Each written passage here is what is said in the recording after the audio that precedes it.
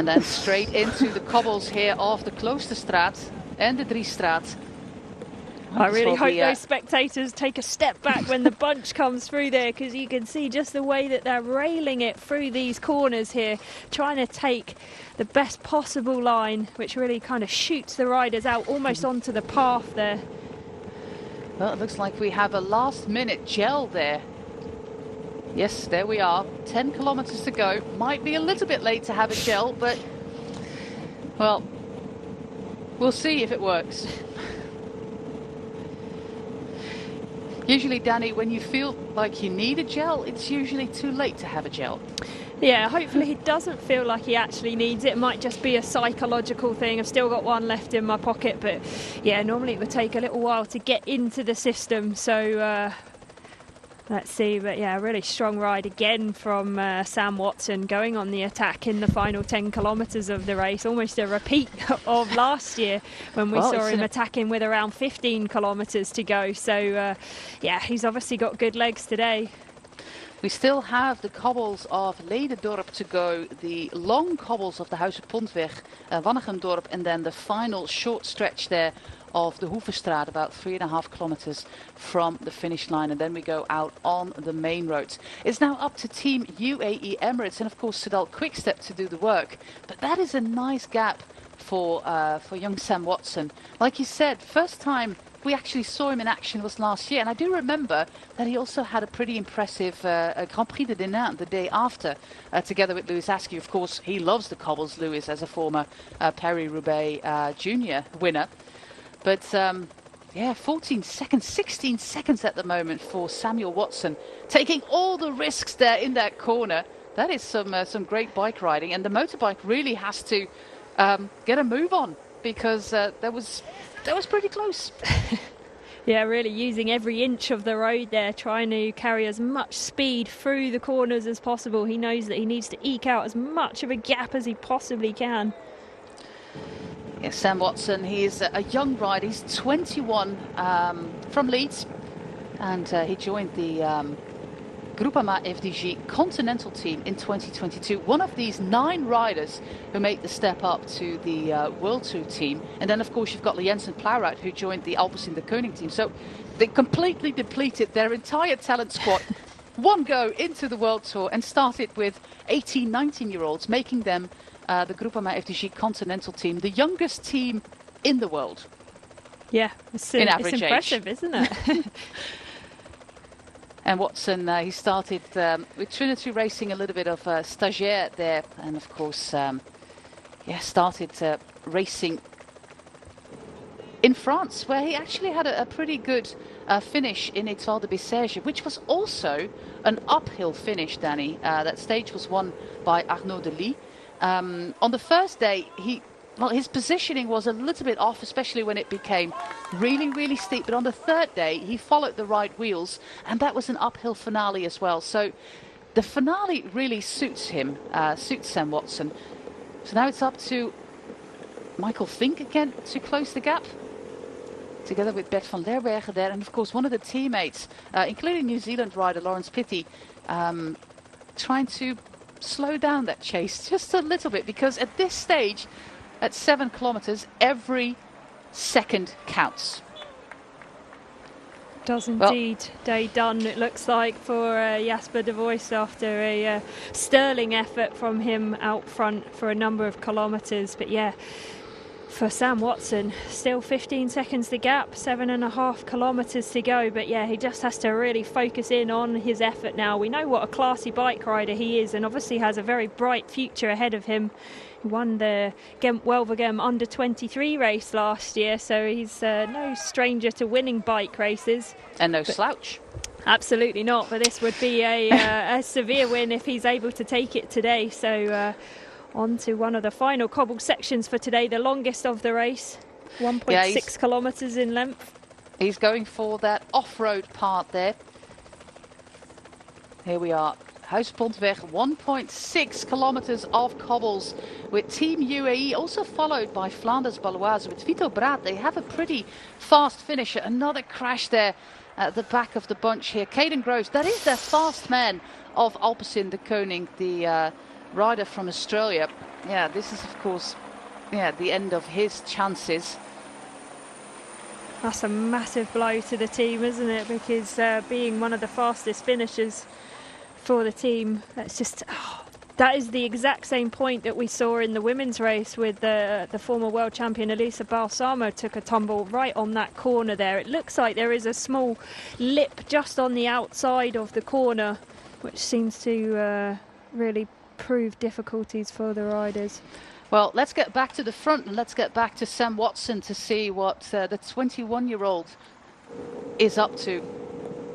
10 seconds at the moment is the gap given, and his teammate there is trying to slow down the chase just a little bit there for Bingo Wallonie-Bruxelles, in my opinion, who don't have an all-in-out favourite for a bunch sprint, but they do help Soudal Quickstep and DSM, who we haven't seen at the front all that much. As we are past the post-mill, one of our viewers, Danny, said that the first time we mentioned this post-mill, her father-in-law was on a very extensive exploration and explaining his own long history with these sort of mills.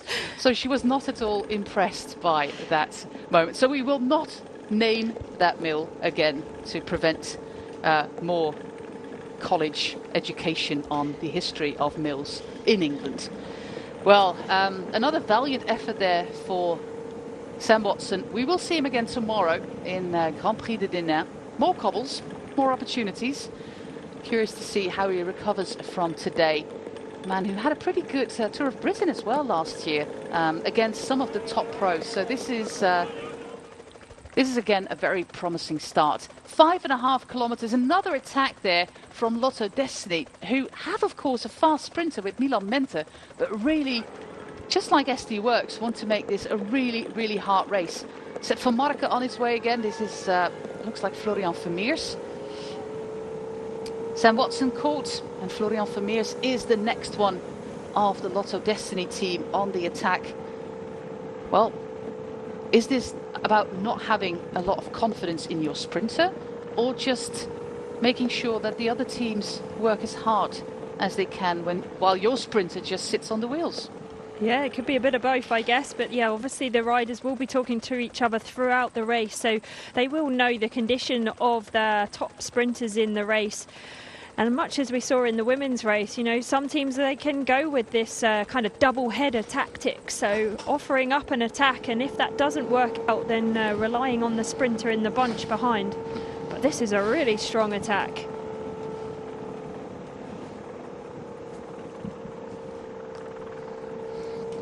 This is, of course, a man who came second in Paris-Roubaix, the Mudfest edition in October in the first COVID year. Glancing over his shoulder, one of the fans of Tim Merlier on the side of the road there. But first of all, it will be up to Soudal Quickstep to close this gap. Hopefully we'll get names of the other riders in that first group, because this is all in their favour. But this was the last piece of cobbles. 25 kilometres in total of cobbles in this edition of Nokere Koerse. From this point on, it will be asphalt and, of course, the Nokereberg. Yep, the famous Nokereberg finishing, and just a reminder that is 350 metres in length, so not the longest section. Mechanical there, flat tyre for the man of Flanders Baloise. It's heartbreak for this team, isn't it? We've had a puncher from the breakaway and now from this really select group up front. Well, interesting enough, it's Sepp van Marke in that first group. We do have him in our thumbnail that you can find if you watch digitally.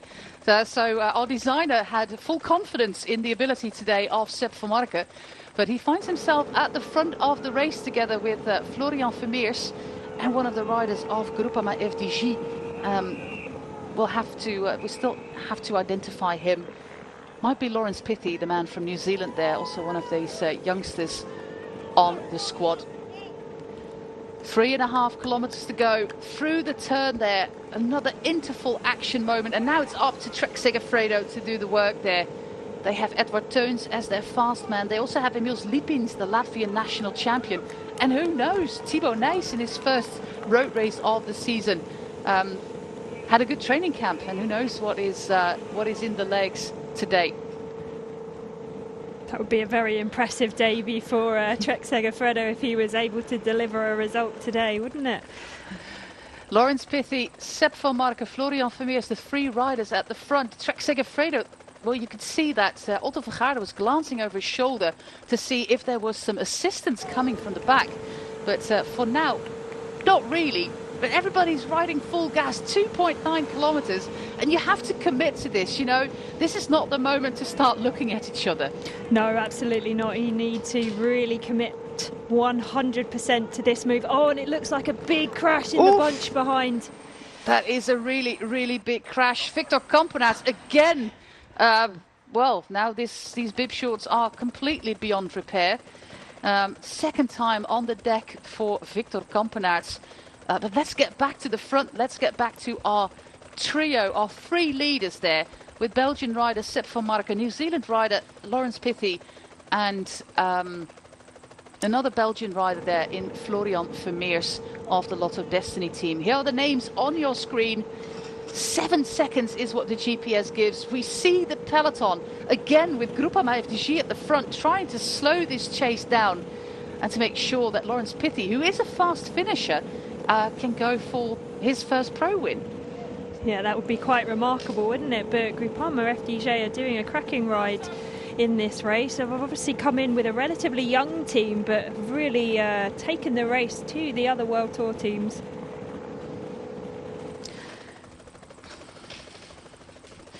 Eight seconds. Of course, this is an unforgiving part of the course if you are in a breakaway. But look at that, the peloton is down to 25 riders. We lost quite a few of them in that crash that happened basically like in the middle of the pack. So normally you would expect that the top sprinters, the Tim Merlier, Sam Welsford, Gerben Thijs, etc., would not be caught behind the crash. But well, the camera cannot go to the front of that group because the gap is just too small at the moment.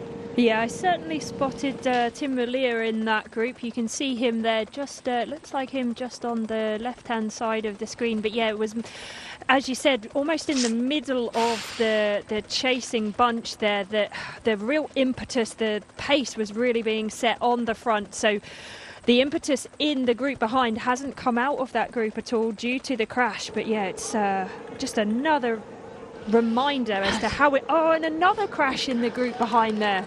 Just and this is like corner. basically the entire peloton or the front of the bunch, and who is still left at the front to chase down Pithy, Vermeers and Sepp van Marken? Is this the moment, Danny, that Sepp van Marken... I can't jinx it. I cannot jinx Sepp van Marken. Don't say it, Joost. I don't say it. I'm not saying it out loud, but we still have Groupama FDG at the front of the bunch there, trying to disturb the chase. We are in the final kilometer right now of this edition of Nokere Koerse. This is Gerben Thijs, one of the riders involved in that crash. But let's get back to the front again, into the final 700 meters. And now it's up to Soudal Quickstep. Is Tim Merlier still in this group? I don't really think so. I don't see the national jersey. It's very hard to see from this part.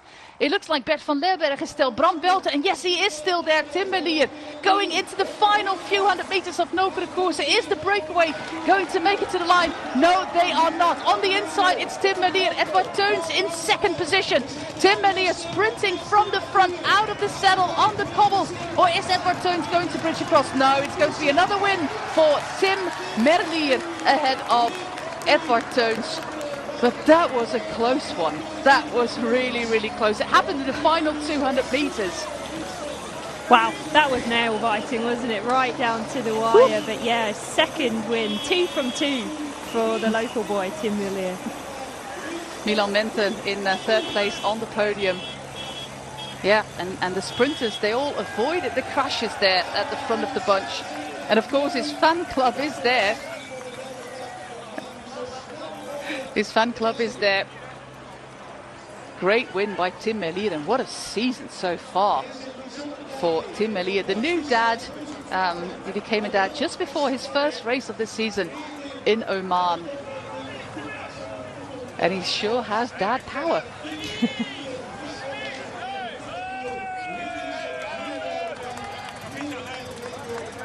Well, he started the season with a win on his second race day in Oman. He won in the UAE Tour, the first and the sixth stage. The first stage in Paris-Nice as well. And now the Danny-lit Nokere Koerse. Pretty impressive season for Tim Elliott. And of course, the talk, especially in Belgian media, is already about Tim Elliott or Fabio Jacobsen to the Tour de France. And, well, it'll also be possibly the last year that Soudal Quickstep takes the top sprinter to the Tour de France, because next year it will be all about Remco Evenepoel. So, yeah, that is a decision to make for the sports management team of... oh, that was a crash there with Ackerman and the chaperone of the organizer. God, you can't survive that whole race, all them crashes, and then you get a chaperone take you out. But remember, Tim Elliott, of course, he was a very successful cyclocross rider, always top 10, but he missed just that little bit to be a prolific winner. And then he raced the Belgian National Championships in a neutral jersey. He got picked up by the Pauwelsauze team, and he got picked up by Corendon Circus, the team of the Roodhoof brothers, after just before that National Championships.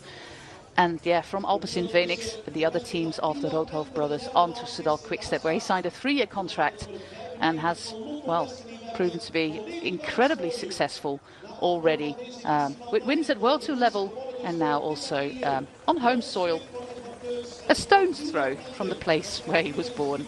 Tim Elliott, but oh man, this was so close. But look at the turn of speed there compared to Florian Vermeers.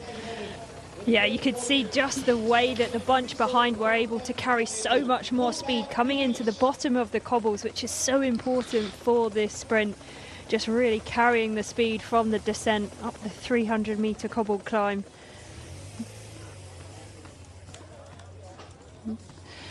Tim Elliott wins again, just like he did in 2022, ahead of Edvard Teuns and Milan Menten. An all-Belgian podium here in Nokere Koerse, after a very late attack by Sepp van Marken, Laurens Pithy and Florian Vermeers, caught at 200 meters from the finish line. Tim Elliott, he strikes again for Soudal Quickstep.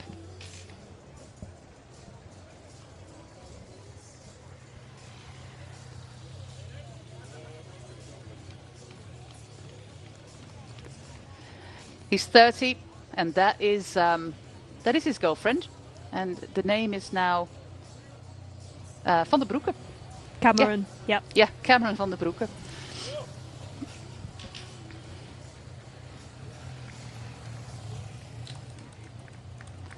We had a little bit of a short stint in the pro peloton as well.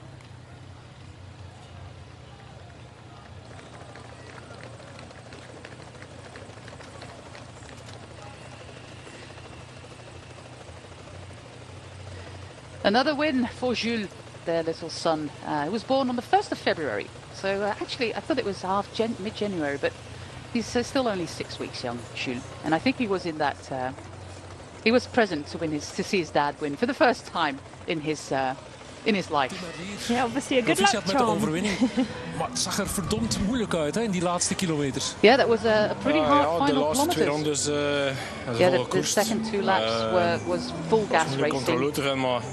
And it was hard to control. Van Lerbergen die But Bert van Lerbergen was so recht strong voor today, ons. and kept everything together for us. En dan nog een goede lead-out ook. And Wat then die gedaan also heeft did a vandaag great met lead out for me. Lerbergen, Dat is onvoorstelbaar, hè. Ja, het is echt klassewerk. Het is echt, Yeah, what Bert did onderschreef today ook bijna, was top class, almost het is een droom om undescribable. achter te zitten. Je zei het al And vanmorgen, it's an ik heb de absolute mannen dream mee to die be ik on his nodig heb. wheel. En dan kom jij eruit, ja, met panache. Ja, maar ik had net de waardes gezien. Het was niet zoals I vorig just jaar, saw maar het was toch my genoeg. watts. It was not Ja, hoe behoren super, jullie but dan it die was sprint enough. van, want ze vallen dan nog op het einde. Denk je dan, ja, kan Bert dit nog wel goed maken? Ja, ik heb direct proberen Bert Yeah, when they te crashed, vertellen als ze gevallen waren. En dat hij niet I meer moest yelled at twijfelen. Bert that there was a Want crash je and that had he nog altijd shouldn't vluchters voorop. hesitate Voor ook. anymore. En, ja, Bert heeft al uitstekend gedaan en mij And gebracht. Bert did a fantastic job. He took me Eigenlijk als ik het wilde. in the right spot, especially exactly as I wanted it. om te houden aan de finish. 2 op 2 in the end it was enough to make it to the finish. Ja, en dat was blijkbaar 2 out of 2 in your own region. België en Nokere wint ook, dus... It is the first time that the champion of Belgium wins Nokere Koerse. Ja, 2 keer Nokere Koerse is ook heel but mooi. 2 times Nokere Koerse is a good result. Yeah, you are the most important transfer of Patrick Lefevre. There were doubts. What is he going to do with a second sprinter on the team? But you do prove the opposite. Yeah, I'm really happy, especially for myself and for the team as well. And I'm happy to give back value to the team for the fact that they signed me. One more and question in English. Great to have all this success at the moment. You win here for the second time in a row. How important is this victory for the team? Well, for the team also important, I think, but for myself, the second time I win my home race, so I'm really proud. Yeah, for everyone close to me, and yeah, it's beautiful. It's also the beginning of the Flanders month, let's call that. So it's nice to win then, of course, for the team, because it was not that good in the beginning of the year. Yeah, I feel in the beginning of the race already my shape was really good. The race was a bit open in the beginning, and on the Wolvenberg there were some attacks, and I can follow not easily, but like I wanted, and yeah, there I feel the shape is good, and also for today. Congratulations. Thank you. Yeah, he was born and grew up in the town of Wortegem-Petegem. That's a difficult one. And his mother still has a cafe there, which is of course also the location of his fan club. Tim Merlier wins ahead of Edward Teuns, Milan Mente, Timo Kielich, good result for him. Louis Aski still 5th. Sepp van Marken, Louis Blauwe, Lawrence Petty, Christophe Noppe and Sjoerd Baks is the top 10 today in Dani Lid's Nokere Koerse. Tomorrow we continue racing just across the border in France, Grand Prix de Denain. And on Friday, we do return to Belgium for the Bredene Kokzijde Classic, where we will see Tim Merlier, the winner of 2021 again, including also the winner of 2022, and that was Pascal Akkerman, who we didn't really see in that sprint, but he might have been caught behind that crash.